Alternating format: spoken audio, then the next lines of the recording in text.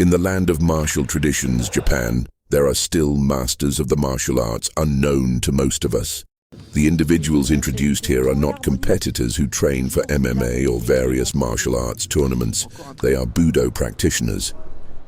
For that reason, few of them possess the kind of glittering records often seen in combat sports, such as winning major tournament brackets. However, through their demonstrations, fundamental forms and movements, they vividly reveal the difference between a fighter and a martial artist. A fighter generally prepares for a one-on-one match that begins with a signal, ready, go, and ends when the referee stops the contest. A martial artist, by contrast, is not bound by those assumptions. A fight outside of a match can begin at any moment. You may not know whether it will be one-on-one, whether there are multiple opponents, or even whether the opponent is armed. Unlike competitive sports, where techniques are tested under strict rules, a martial artist can perhaps be defined as someone who is trained to respond to any situation at any time. In this video, our martial arts team has carefully selected 10 warriors truly worthy of being called martial artists. The order of introduction has no special meaning, and honorific titles are omitted in the video. Even his ukemi, break-falling, looks like an art form. It is often said that the movements of a warrior who has mastered the fundamentals are beautiful and free of waste, and his movements are a perfect example of that.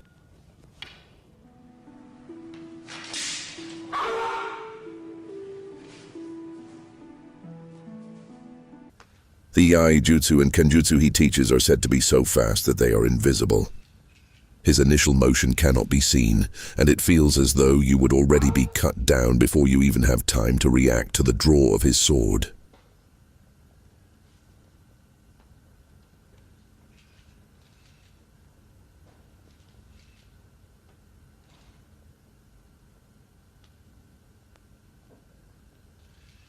Even someone with absolutely no interest in swordsmanship would probably be able to recognize how incredible this is.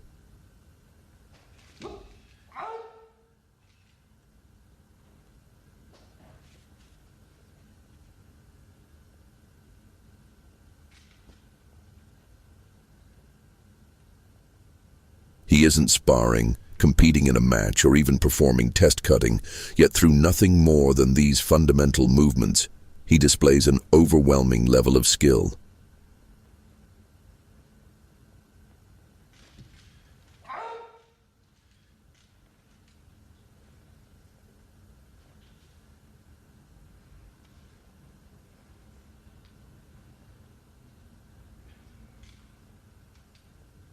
Even as a layperson, I felt that it is rare to see a martial artist who can show such intensity and mastery through something so basic.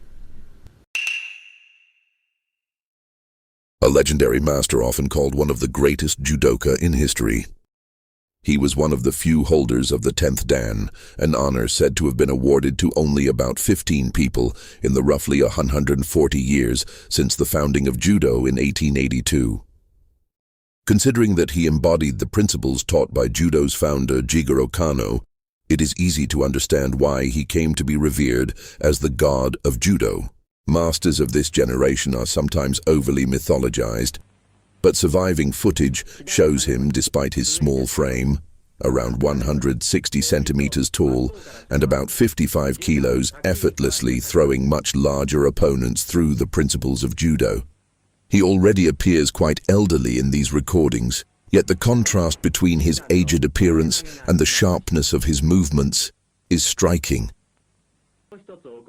His students also do not appear to be exaggerating their falls or intentionally trying to be thrown. At that time, Judo is believed to have retained more elements of traditional jujutsu than it does today, and his groundwork techniques are also remarkable.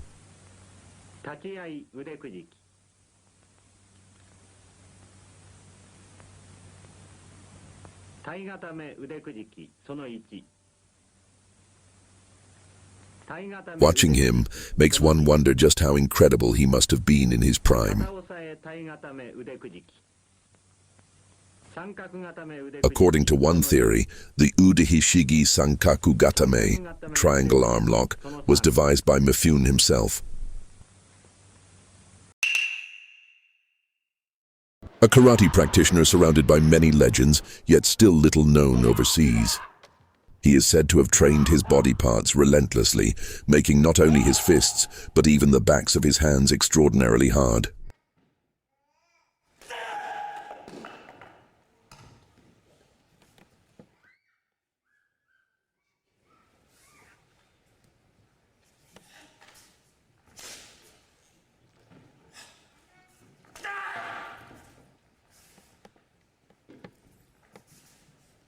After breaking boards or roof tiles, he immediately prepares himself for the next action. If there is a difference between a karate competitor and a true karate practitioner, perhaps it lies in this kind of mindset and conduct. Not a few top-level athletes, even beyond the boundaries of styles and martial arts, have sought his instruction.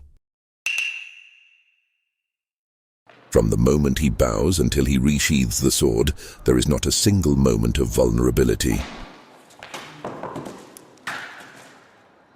He appears to cut effortlessly, but for an untrained person it would be impossible to cut like this.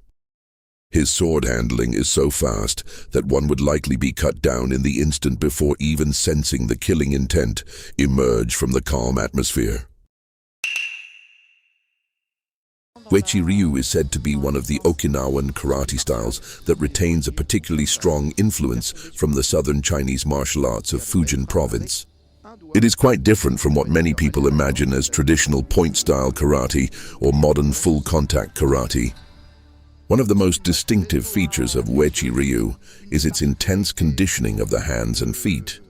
Practitioners harden the fists, fingers, and forearms through rigorous training, effectively turning them into weapons and making techniques such as spear hand strikes practical. In typical karate demonstrations, breaking techniques are performed using the fist, shuto. In Uechi-ryu, however, breaking may be done with the fingertips or even the tips of the toes, which makes it appear quite unusual compared with the common image of karate. Even among Okinawan karate styles, which already differ in character from mainland Japanese karate, Uechi-ryu is known as a unique school that preserves strong elements of Chinese martial arts training methods and practical close-range fighting techniques. What did you think? If you have a favorite martial artist, whether Japanese or from anywhere else in the world, please let us know in the comments. If this video receives a lot of positive feedback, we plan to turn it into a series featuring demonstration videos of highly skilled martial artists. So if you enjoyed the video, please be sure to like and subscribe. You can also purchase guidebooks to martial arts historic sites, as well as information about demonstration events regularly held in Tokyo and the surrounding areas, from the description below. If you're a martial artist planning to travel to Tokyo, be sure to check them out.